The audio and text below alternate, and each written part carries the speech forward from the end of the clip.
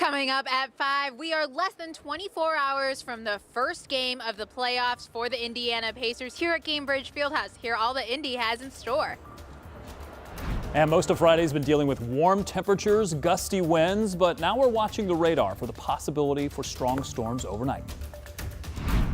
Well, it's number 110. He's passing semis on the shoulder. Listening in and learning more about a deadly police pursuit. The new information we're learning tonight about this chase that ended on the city's west side. Plus, fighting back. The new lengths one Central Indiana district is going through to try to keep its schools open. Live from Indy, you're watching 13 News.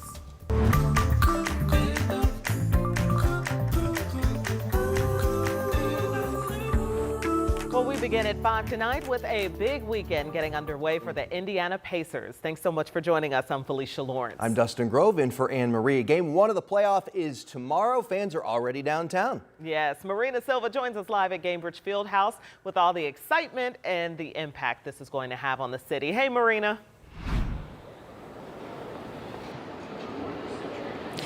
Less than 24 hours until the Indiana Pacers take the court here at Gainbridge Fieldhouse. And between Visit Indy and Pacers Sports and Entertainment, there's a lot in store for fans coming to the game.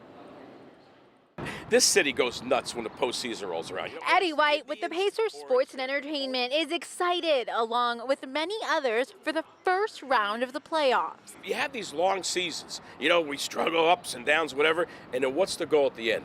To get to the postseason, to get to the playoffs. And how perfect is it that the first playoff game this year for the entire NBA is right here at 125 South Pennsylvania Street, Gainbridge Fieldhouse, and it features our Pacers. And it's time for the Pacer fans to be excited too. We're going to have a pregame party over here in the Morris Bicentennial Plaza, and they're going to have face painters. They're going to have the DJ, get your groove on, start dancing, stuff like that, right? They're going to have balloons, all kinds of crazy activities to get the people really fired up. That starts at 10:30 in the morning on the plaza of Gainbridge Fieldhouse.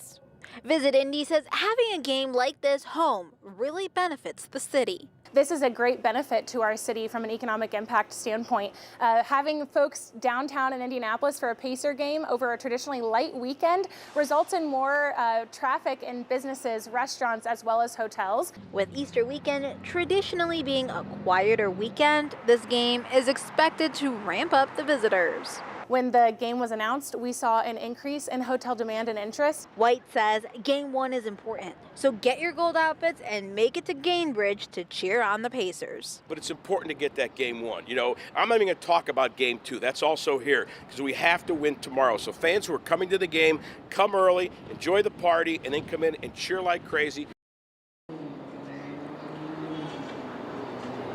So don't forget that fan experience starts tomorrow at 10:30 on the plaza. And for those of you that have a ticket, they will have, it's a gold out. So they're going to be unveiling a gold shirt for the Indiana Pacers. Now, I did some checking today. There are still some tickets available starting at about $46. So we'll send it back to you guys in the studio. All right, very reasonable. I love that the Pacers have made this an experience. Yes. Not just the game, but really a whole experience for the fans. Yeah, and they're hitting kids at different ages. So, you know, good for the fans, adult fans, baby fans, all fans taken care of. Marina, thank you very much. Unfortunately, fans are going to need to bring a rain jacket and umbrella this weekend. There we go. It is cloudy now as we take a look over the downtown skyline, and we are preparing for the impact storms that those storms could have on our area tonight and into the weekend. So Rob is here getting us ready. This is a really big weekend for a lot of folks, Rob, with the holiday. Yeah. Well, the chance for storms is really going to be after about 11 o'clock tonight or maybe midnight or so. That's when we have the possibility for some of the storms to be on the stronger side.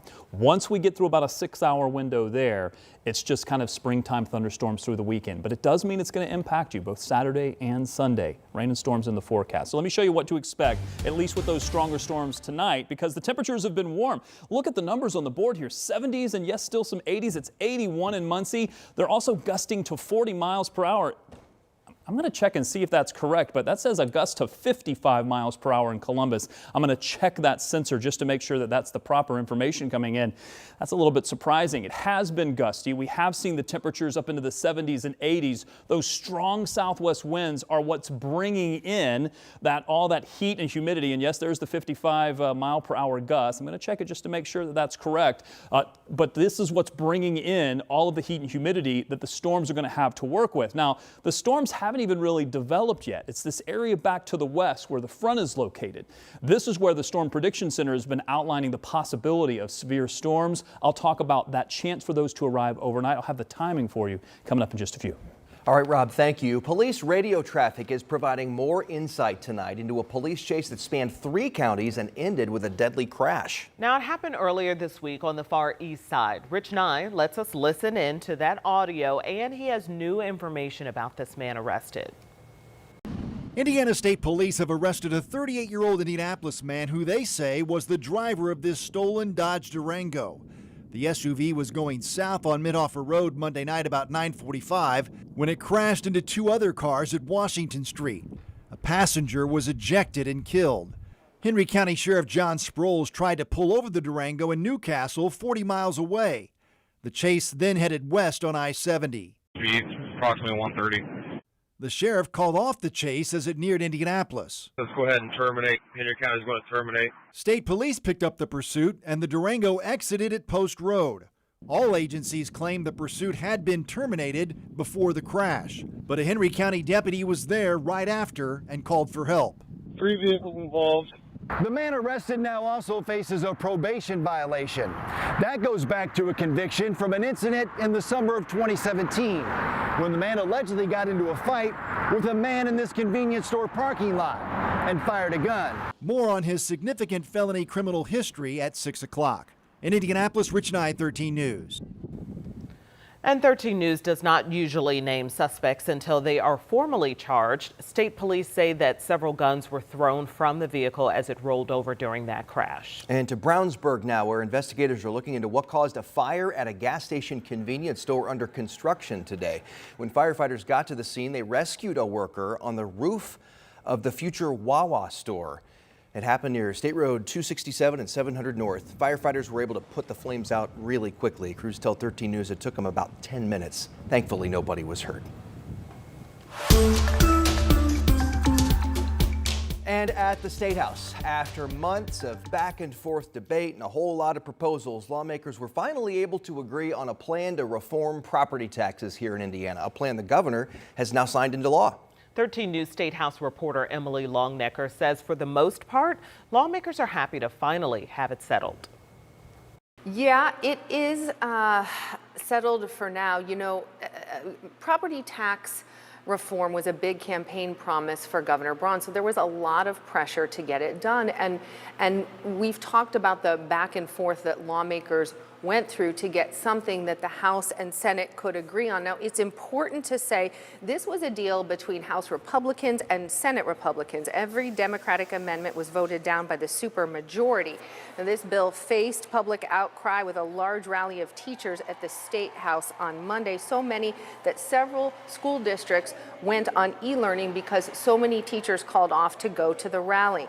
Lawmakers delayed the final vote on the bill for hours after the rally. Early Tuesday morning, a concurrence finally passed. Governor Braun signed it the same day. He issued a statement saying, quote, "Today I signed historic tax relief for Hoosiers into law. Nearly every Hoosier, homeowner, farmer, and business owner will benefit from tax cuts, reforms, and stronger taxpayer protections." Republicans are happy to get at least one goal finished. Democrats equally frustrated not to have had any say in the final form. Senate Minority Leader Shelley Yoder sent a statement which said in part, even some of their own said no because they know this won't hold up. This isn't reform. It is a rushed attempt to say something was done without doing the hard work to do it right. And another person critical of the bill was Lieutenant Governor Micah Beckwith. A week ago on social media, he called on Governor Braun to veto the bill. That didn't happen.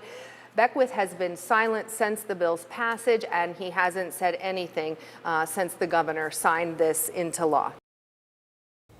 All right, Emily, thank you so much. And this is a massive bill with lots of elements that you can read.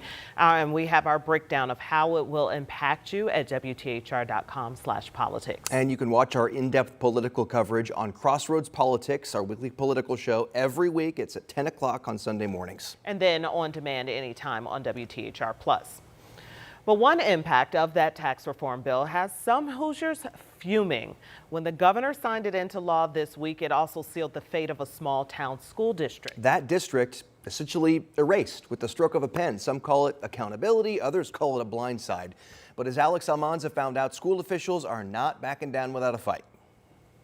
SB 1 was branded as historic property tax relief by the governor, but tucked inside, a last-minute amendment that dissolves a Union School Corporation by the year 2027.